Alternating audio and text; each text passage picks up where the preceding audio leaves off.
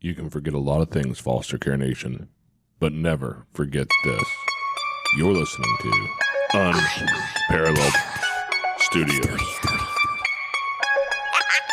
I signal.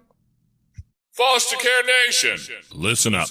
This is Foster Care and Unparalleled Journey.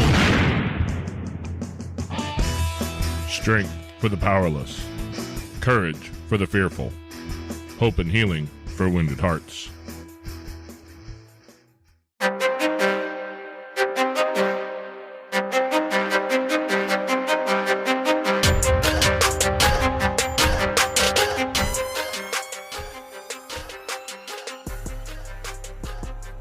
Hello and welcome back to Foster Care and Unparalleled Journey with Jason and no Amanda. Again, sorry guys, she's not feeling well today. She's under the weather, so we're going to let her have a break today and go relax, and maybe the kids will let her relax too, and it'll all turn out for the better.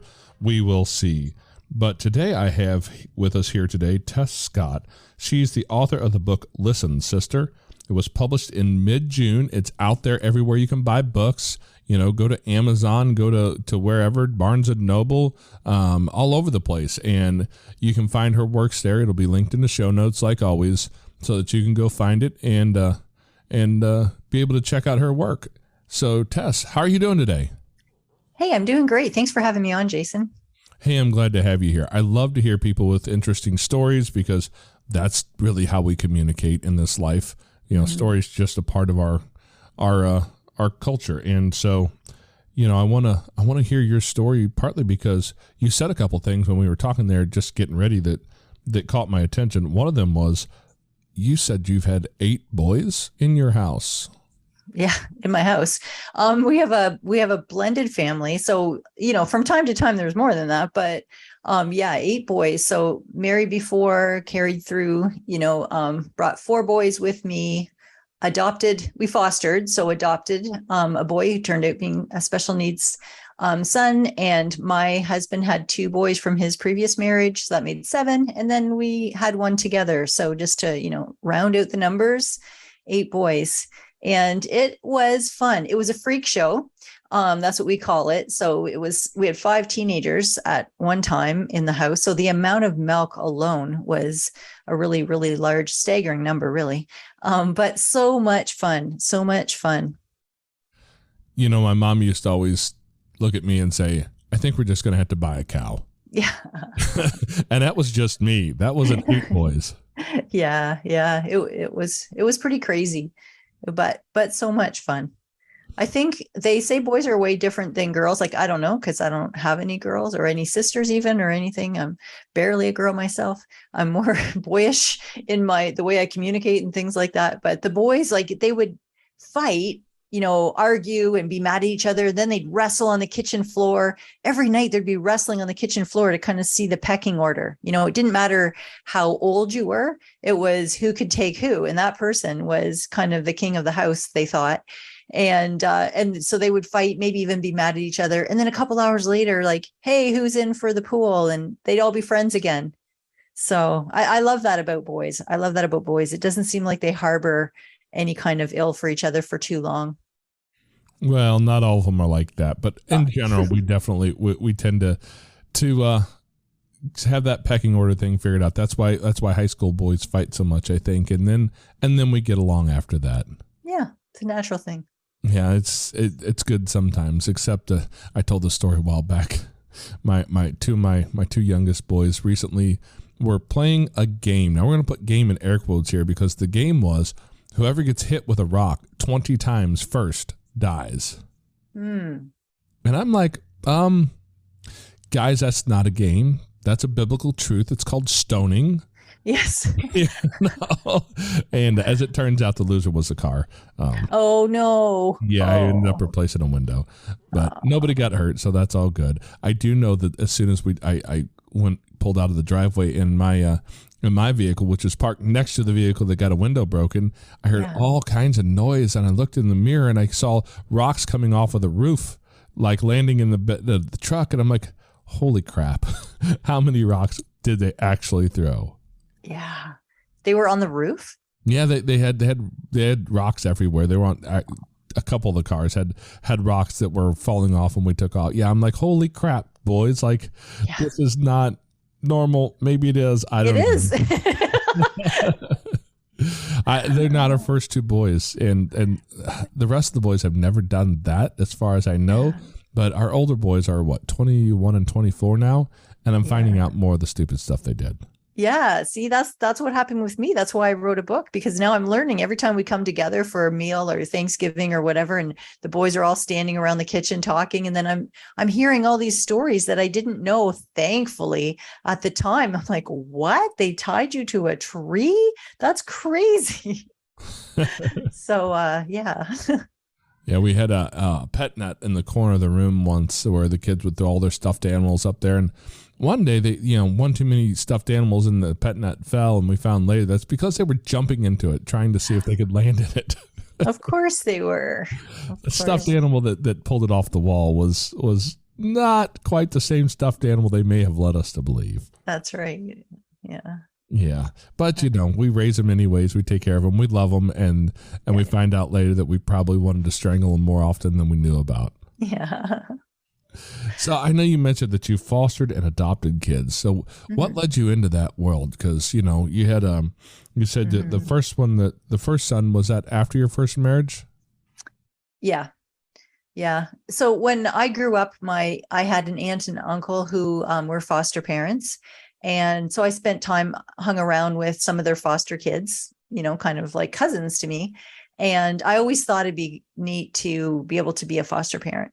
And just in kind of the helping out sort of way, there's a lot of need of people to be foster parents. And I just thought it'd be kind of cool to help out. And we had a big enough house, so we had extra room, and really, I'm home. I was home anyways with the kids. I stayed home when the kids were that age. And yeah, so we decided to become foster parents, and it was quite a journey. I mean, I don't think you ever really know what you're getting into, maybe. I'm glad that we did it, but, and I'm not now a foster parent, but we were for years. So yeah, it's quite a thing, to share your life that way. Oh yeah. Yeah. And you mentioned it. I'm going to go ahead and just throw a shameless plug in here. That's one of the things that Amanda and I are looking at trying to build a community around, is some foster and adoptive parent stuff, because man, you think you know what you're getting into, and you don't, I promise you. I'm not saying at all that it can't be done or that it's not worth doing, but Correct. We need help along the way. Yeah. Yeah.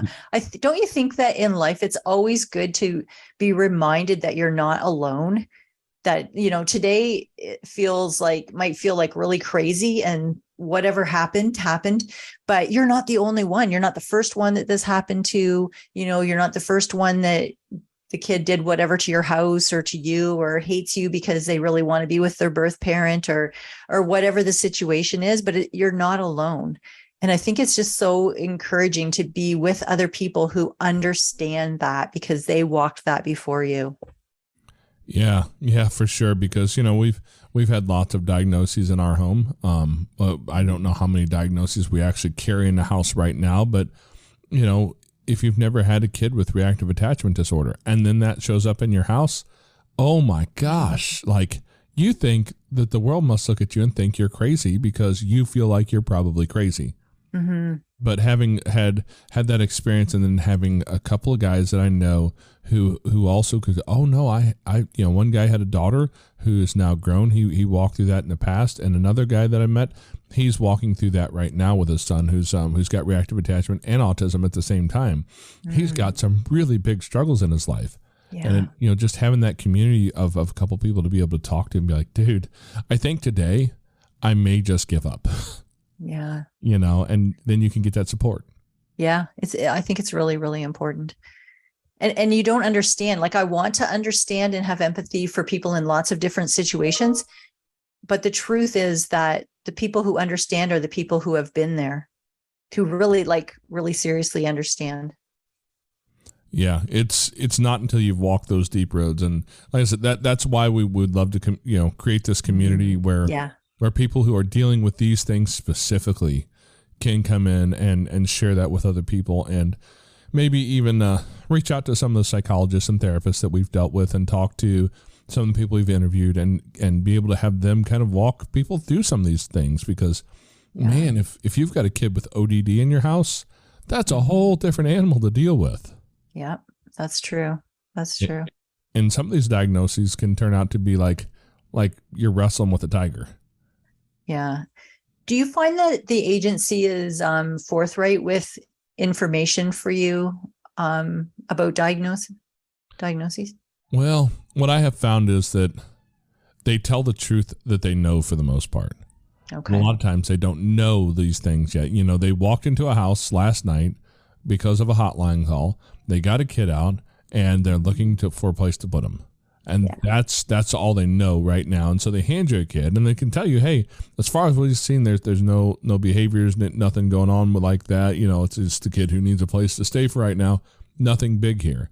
And then you find out later that, you know, oh, well, wait, hang on. This kid has a what is it? Is it a 529 plan? I don't think that's it. That's something, but some sort of plan through the school district because they already have lots of, behavioral issues and things like that other people have seen that they don't know about when they're placing the kid. Yeah, that's fair. That's fair. They just need safety at that moment. Yeah. And so that's really, really been a challenge, in a couple situations for us. We've just had to learn how to walk through that. So we really want to create a community where people can support one another. And that's, I mentioned if anybody's listened to this podcast for any time, you'll hear me talk about the dad's group that I'm a part of. And that's a big part of my life. I'm part of the leadership team there. And as a matter of fact, I had a call this morning that I do every week with these guys. And that particular call team is all based around the idea of raising God's most vulnerable children, kids with diagnoses, kids with struggles and traumas and all the things that, they write a book about your particular kid, but you haven't found it yet. And you just need some help figuring out how to walk through this. And as much as I can see the prevalence of this in our community of roughly 800 dads, out in this world of foster and adoptive parents, I know that we all struggle with some of that. Yeah. And that's what we're supposed to do, right? We're supposed to mentor other people and be mentored by other people. Absolutely. I know that I was looking at some of your stuff and it had mentioned that you had a kid with fetal alcohol syndrome. Yeah. Yeah. So, that's my son that I fostered and then adopted. So I still do feel like when someone says that he's my son and he has FAS, I feel like I have to say I did adopt him because I'm like, no, honestly, I did not drink when I was pregnant. Really.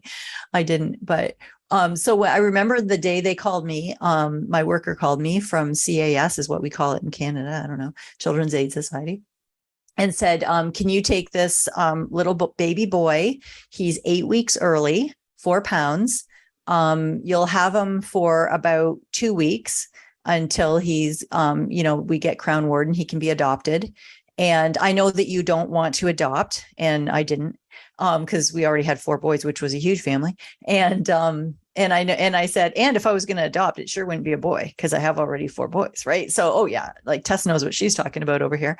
So they place him with me. And he was the 6th baby of this mom who was 28. It was her 6th baby who she had lost them all to care. And so that's what I agreed to. I was going to have this baby, this 4-pound defenseless premature 8-week premature baby. And I was going to have him for 2 weeks. Now that was 23 years ago and I still have him. So you don't know. This is the moral of that story is you don't know what's going to happen. Oh, absolutely. We've got baby girl that people have probably heard cooing and on and occasionally screaming at us in the background over here from time to time. And she was born addicted to fentanyl and, her mom is kind of the same way. She's had six other children that she's all lost her parental rights on, and they're either in the system or they're adopted. And then baby's dad has four other children that are the same that he has no connection with because he's lost his parental rights on them. And even that being said, we don't know her story. We don't know that God doesn't get a hold of one of them's life somewhere and they turn their life around and change that. We don't know if she'll be available for adoption at some point or how long she'll be with us. That's been one of those great big question marks in our life because, quite honestly, I'm getting too old for this stuff, I think. if she But stayed, what an honor that you get to feed into her life, even for whatever amount of time it is. Like, you are making an impact on her life. You can't deny that. yeah, It's amazing. yeah. I just know that if she stays in our house until she turned 18, I will be over 60 years old. I will have been our oldest son. We were one of the youngest parents at graduation, and we will then be on the other end of that. As a matter of fact, I had a very first thing happen the other day. I had baby girl with me, and I walked into the gas station to grab something real quick, and the gas station attendant says, "Oh, she's so cute. She's just so adorable, and squishy, and cute. She's just so cute." And it's right here by the house. I know the people who work there. And she says, I said to her, I said, "How come nobody says that to me? They only say that to her. They don't tell me I'm cute." And she looks at me very seriously and says, "It's okay. I'm sure she got all of her cute looks from Grandpa." Oh. All right. It was one of those moments. I kind of take a breath and go, "Yep, all right. I'm not even going to get mad at you. I get it. Like, I've got a little bit of gray showing, but not a lot yet." Not a lot, eh? Oh, yeah. but yeah, if that's her story, that's where it'll end up. If not, we don't know at this point. We think we know where these things are headed, but we never know. I actually have 3 children tattooed on my body that I don't own. I have 7 that I do own on me, but there's 3 of them that we really thought were going to be lifetime placements, who were just perfect fits in our family. It did not look like, the case was going to go that way. And that's not how it turned out. And as much as we wanted to be part of their life forever, it's amazing that their parents did get their stuff together and create a life where they could take care of their children on a daily basis. And these kids get that opportunity to grow up with their biological parents and have that experience. But, to what you were saying, Tess, just that idea that we had that time to feed into their lives.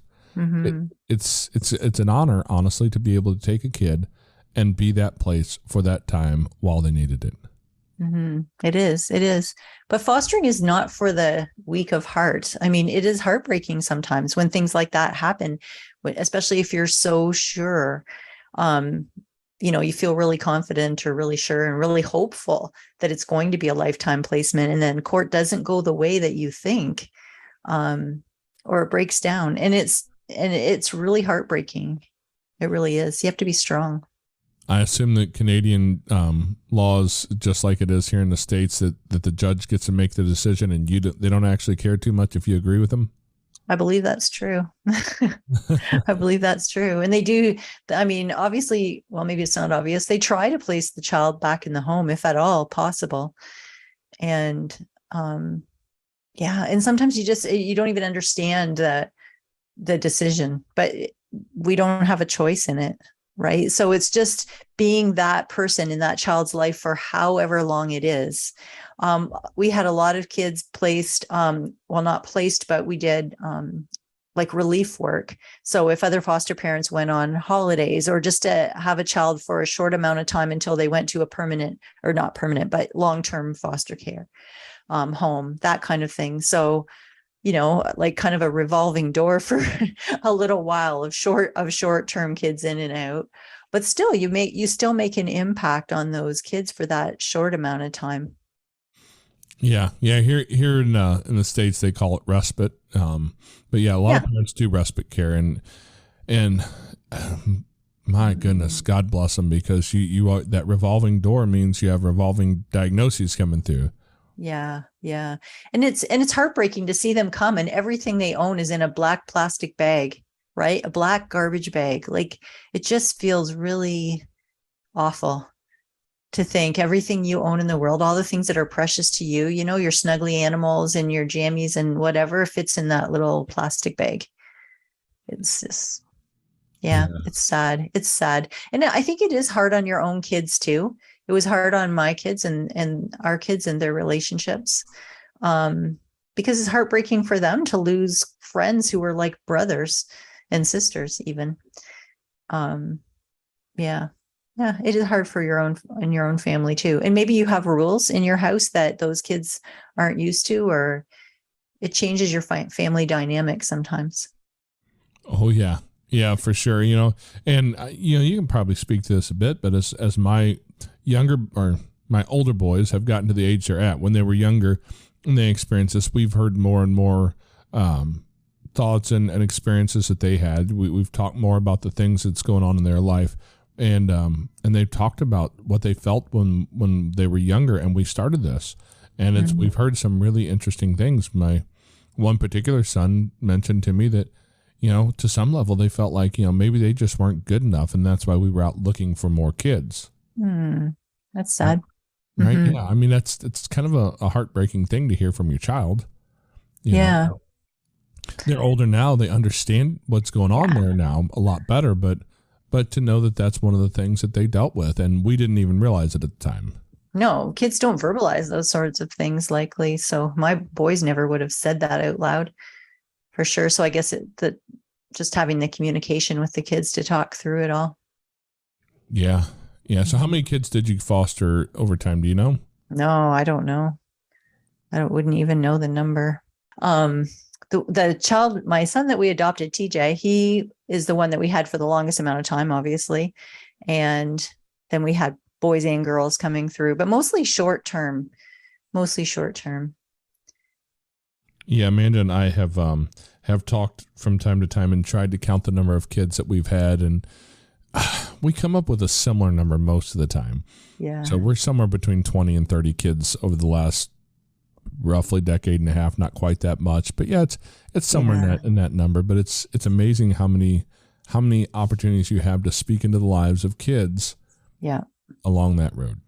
Yeah, and how much do you learn? Like, I think I grew in different ways through that whole experience. Like being reminded that even though I think like, man, that child's mother is, you know, whatever, doing drugs and wasn't home and left them alone and made these mistakes. But that child loves that mother, right? And all he can think of is he wants to be home with that mother. That's his mother, right? So I have to, like, I would never have said anything bad about any of their parents, of course, but that's their mother. And just that love and that loyalty that they have with that parent was surprising at first to me. Yeah. You don't necessarily think that, you know, because people say all the crazy things that's supposed to be encouraging, I guess, you know, oh, those kids are so lucky that you're there for them. And you know, at some level you want to believe that that's the truth, but the truth is they're not lucky to need me, you know, and they don't see it that way either. And if I start to believe that idea, then I'm going to create a lot of problems in our relationship. Like, aren't you lucky you got me to stay with? Like, look at how awesome I am. And yeah, I'm the hero over here. Right. Yeah. I thought it was obvious just how much of a superhero I was. But, you know, you can't see that today, son. You know, the cape and everything. Yeah. I may or may not have worn a cape a few times, but I dress up in all kinds of things when my kids get the wild hair, you know, in their mind to go do crazy stuff to dad. But yeah, it's that mentality though has to be broken to some level inside of us, I think, because, you know, look at, I want to give to all these kids, and that's great. But the more you believe that what I'm doing is super special, it changes the way you look at this, and understanding how these kids come to your home with oftentimes lots of diagnoses that you may not understand. Exactly. You know, if you have a kid come to your house with DMDD, what do you do with that? What does that mean? What does that mean about their perspective? And it's a lot of learning. Yes. If you're wise, it'll be a lot of learning. If not, you'll assume that they'll just understand your intentions. Yeah. That's been a hard part for us. Yeah. That is hard. And every kid, I think I can say every kid that we ever had some kind of like special, they wouldn't be in this situation. They can't come through this situation and come into foster care totally unscathed. It's a traumatizing thing just to be taken away from your home, not to mention what happened there before they were taken. There's going to be some kind of damage, I think. Like, would you agree with that? 100%. You know, I think every kid who's either in foster care or adopted, period, has that loss of first family. Yeah. Even if we're talking about, kids like baby girl who's staying with us right now, she never met her mom, for more than a very short time frame in the hospital. But she spent 9 months hearing her talk. She spent 9 months in utero, and there's that connection that was disconnected in that process. So if she stays with us for long term, that's something that has to be dealt with. Yeah. And it's a child, and every child reacts to it differently. Yeah. Yeah. It was really shocking to me. TJ, he never met his mom. So he was apprehended in the hospital because he was her sixth baby. And so they knew that she couldn't care for a child, and she has her own diagnosis. And so we had him from birth until now, forever. And now I forget what I was going to say, because that happens to me sometimes. I blame it on kids, and with 8 kids of your own, you have that excuse. Oh, now I know. Thank you. That helps me. Yeah. Thank you for the excuse. Yeah. So he was living at kind of a sort of a group home sort of situation once he grew up. And when he was 18, he had some issues and violence and things like that. And so he couldn't live here anymore. And I also had cancer. So I was in chemo, and like, it just wasn't working out well. So he was an adult by then, and maybe he was 19 actually. So he went to this group home situation, and he was on Facebook, and his birth mother, because we live in the same city and I've never ran into her all these years, found him. I didn't change his name. And found him, and he looks identical to his half brother. So there was no doubt who he was. And she found him and sent him a message and said, "Hey, how are you doing? Hi, TJ, how are you doing?" And he said, "Okay, who's this? This is your mother." And he said, "What?" He knew he was adopted. And he said, "What? This is your mother. Do you want to meet me?" Okay. So she said, "Come to the mall." So he biked over to the mall, and by the end of the day, he moved in with her. So he because this is the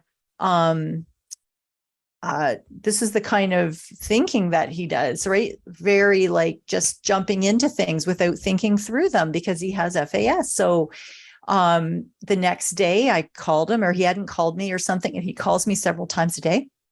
What are you doing? Where are you? "Oh, I'm at her house." I'm like, "What? What do you do? What?"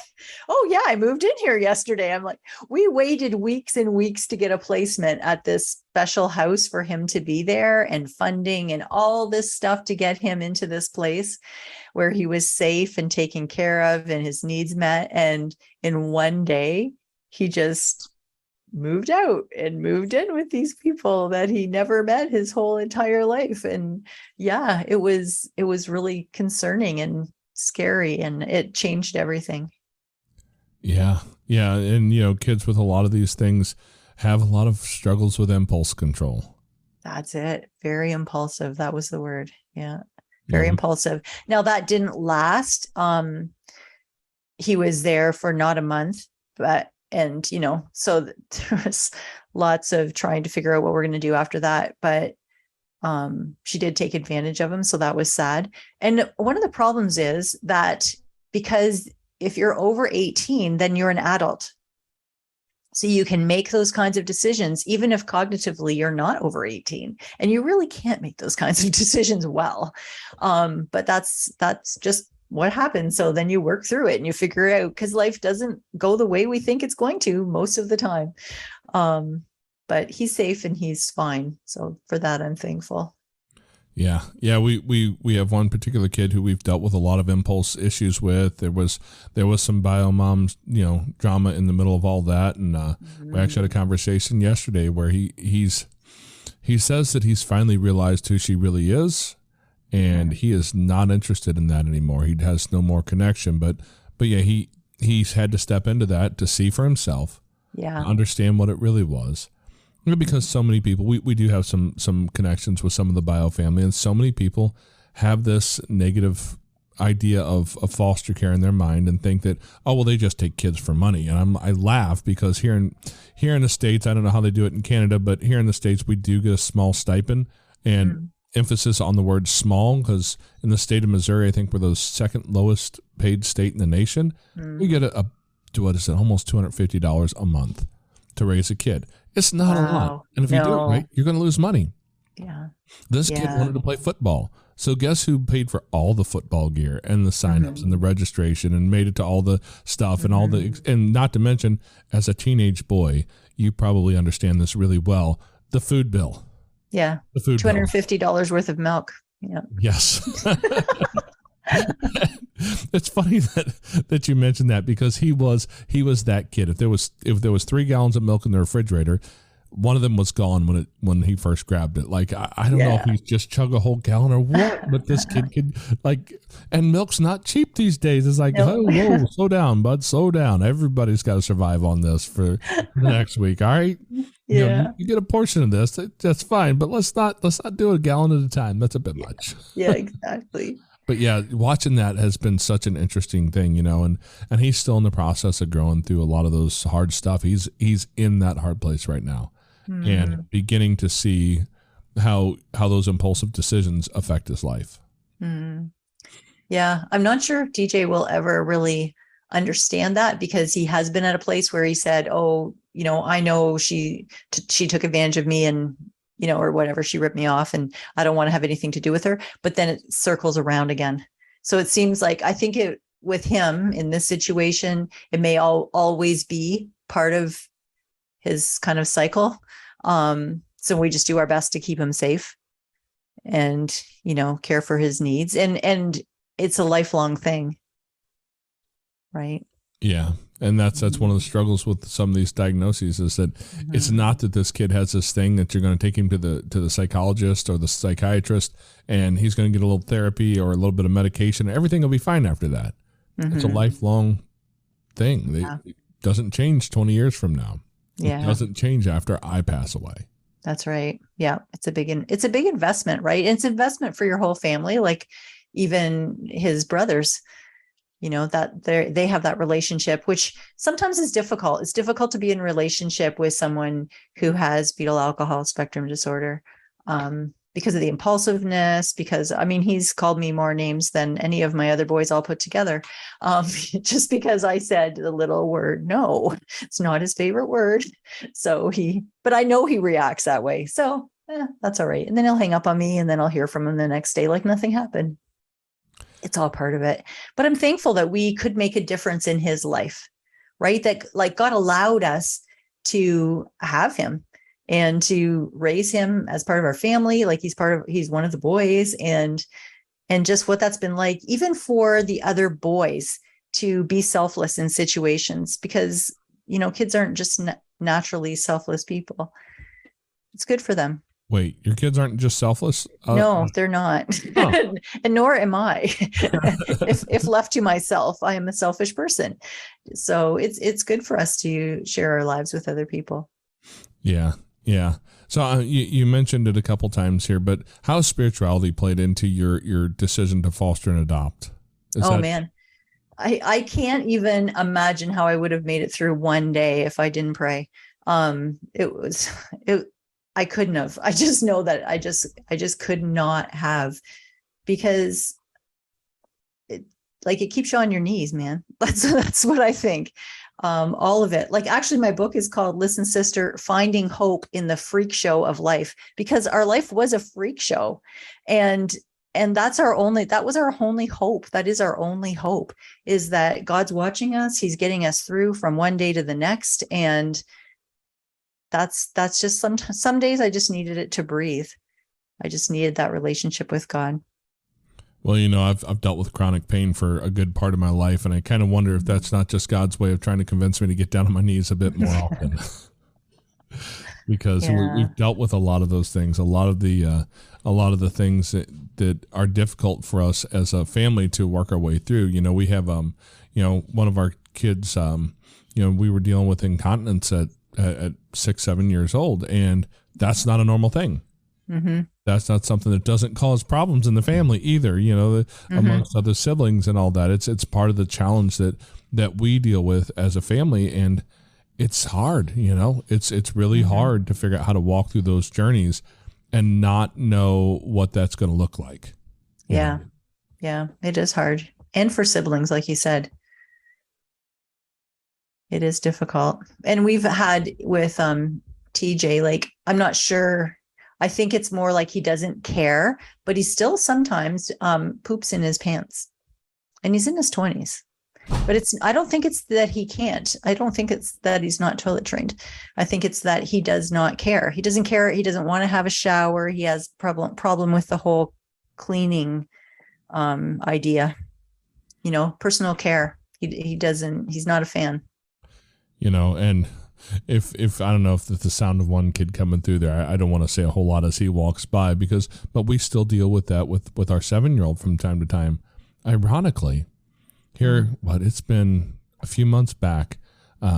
We started taking him to church because I'm on my own spiritual journey. I was raised in an unhealthy religious environment, and I walked away pretty hard for a long, long time.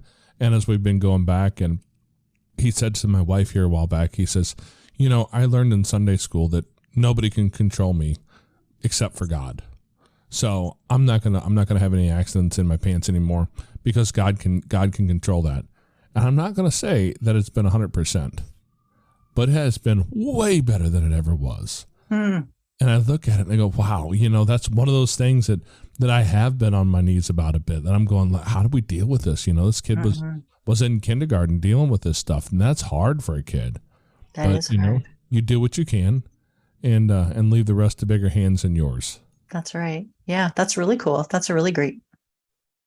Yeah, it kind of blew my mind that when he came to my wife with that realization in his own life, and so far, like I said, it's been way better. It's we have the occasional accident, and it's usually very, very small. But before that, it was a whole different thing. And we've found some medical conditions that could be part of it. Endopresis is a real thing, and that fight or flight mechanism steps in. And for a kid who was born addicted, fight or flight is a much easier place for their brain to get to. And if you look back into some of the literature that's written about soldiers in combat, there's one particular book I read a while back by Lieutenant Colonel Dave Grossman, I think it is. It's called On Killing or On Combat. He has 2 books. It was one of those 2, and he's a psychologist in the military and talks about how it's actually very, very normal for when soldiers first step into live fire combat for them to either, pee or poop on themselves in the middle of combat, because the brain goes that fight or flight, and you immediately evacuate everything that's not going to help you move forward. And that's a thing. And I go, wow. I see that. And so this kid, if he gets in trouble, shortly after that, we would have something sometimes. Not always. There was no 100% thing to this, but I looked at it and went, oh, well, let's talk to the psychologist about this. And she said, I'm going to have to read up on that one. I'm like, yeah, you do that because we're so interested. And it just goes back to talking about how hard some of this stuff can be, because I've never heard of that before in my life. No, I didn't know that. I never heard of that either. That's really interesting. Yeah, it's called endopresis, and it's something that we spent some time doing a little bit of research on. Like I said, talking to a psychologist, because I am a part-time psychologist. My college degree is written in crayon by me, so it's an entirely experiential degree. It's not worth anything, but it's enough to where those experiences in life, you can share that with others and at least point people in a direction of finding some information from people who do know what's going on there. Yeah, that's important. That's why we're doing this. And encouraging each other. Absolutely. Before I let you get out of here, though, I do want to hear a little bit about your book. Can you tell me about your book? What got you to write it and what it's about? Okay. So my book, well, I knew in the last couple of years that God wanted me to share my story. Lots of people say like, oh man, you got to write a book, right? People probably say that to you. And because of, raising 8 boys, adopting TJ. Then my last husband, Rick, and I got divorced. And then after we were divorced for 3 years and got back together and remarried. Like, that's crazy. And just all the things, but the book is not like the whole story of my life. It's like little individual stories that are like one 1 or 2 pages long, just little story and then kind of what I learned from it. And they're funny, and you can read it in like 2 minutes in the bathroom while your kids are like banging on the door trying to get in. And because you only have a little short time when your life is a freak show, you don't have a lot of time to read. But it's encouraging, right? Because someone else is in that spot. Like one night I went to put my kids to bed, and I said, there's 2 of them together in the same bed. And I said, okay, time to go pee. And they're like, we don't have to go pee. Oh, I know. You always say that. Just run in and go pee. No. And I found out every night they've been peeing in the Lego box. Well, you know what? I opened the lid. It almost like blew me over. It was disgusting. It's all laying, and the Legos that are upside down are all full of pee. And oh my word. But like, these things happen. I just want to say to all the moms out there, these are normal things. They happen to other people too, and you'll get through it. So you throw all the Lego in the bathtub, put some bleach in, and then lay it all out on towels and dry it, and it's all going to be fine. Don't worry. And then you'll laugh about it later on. It'll be a long time from now, but you'll laugh about it later on. So it's just like little stories about like that, and even some from when I was a kid or when my kids were kids, and adopting TJ and all the things, and just having a sense of humor about it and encouraging other women that they're not alone. It's okay. We all feed our kids Cheerios for supper sometimes. Like, the bar has to be low, and you'll get through it, And I think years ago, maybe we knew each other on different levels, or our relationships were different. And now people see each other more on social media. So I think if you're a young woman and you see other moms and you see their Instagram account with this big, beautiful house and the pumpkin on the porch and the wreath on the door, like, that's not real. That's not real. And if you walk in through that woman's front door and go into her living room, there is laundry on her couch, just like at your house. And we're all in imperfect lives, and we need to be real with each other, and we need to encourage each other. So that's what the book is about. Listen, sister, finding hope in the freak show of life.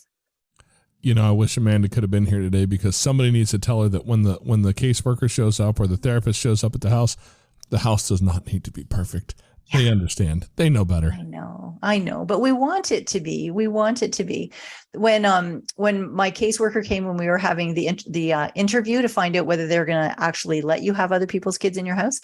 And 2 of my kids had chicken pox or something. I don't know, I forget what it was, but some kind of childhood disease. And so she went down the hall to talk to them, and I was getting juice, or I don't know, doing something in the kitchen. We had 4 kids at the time. And I walked into the bedroom to hear what they were saying. And one of my sons had this like little spoon that I had used for spanking sometimes. And it was flexible. And he said, "This is what she hits us with, and this is how she does it." I was like, oh my word, they're going to take my kids away. It was just, but they understand, right? It was just, it was quite a moment there. A good thing I didn't do that at my house when I was growing up, because my mom would have had to go into the freezer to get the switch out of the freezer, because she found that switch. It was perfect. It had good action. She didn't want it to dry out, so she put it in the freezer. And when it was your turn, she would set it on the counter, and you got to watch that sucker thaw. I think my kids say that the waiting was the worst part. Imagine sitting in the kitchen watching it thaw, waiting for your turn. Yeah, there's 4 of us growing up. She only used it 4 times. I can't imagine. You'd only, even the threat of it would probably be enough. Yeah, and you either got good, or you got good at being sneaky. One of the two. Yeah, there are those 2 things. Yeah. She only used that sucker 4 times. We each got 1 round, and we said, "No more. I'm done. I'm going to be better at not getting caught, or I'm going to actually behave." One of the 2. Yeah, I don't advise that as a way to discipline kids. No. Switches are a bit, I may have been kind of a hard-headed kid and may have needed a little bit of attention, drawn to getting that hard-headedness out of me.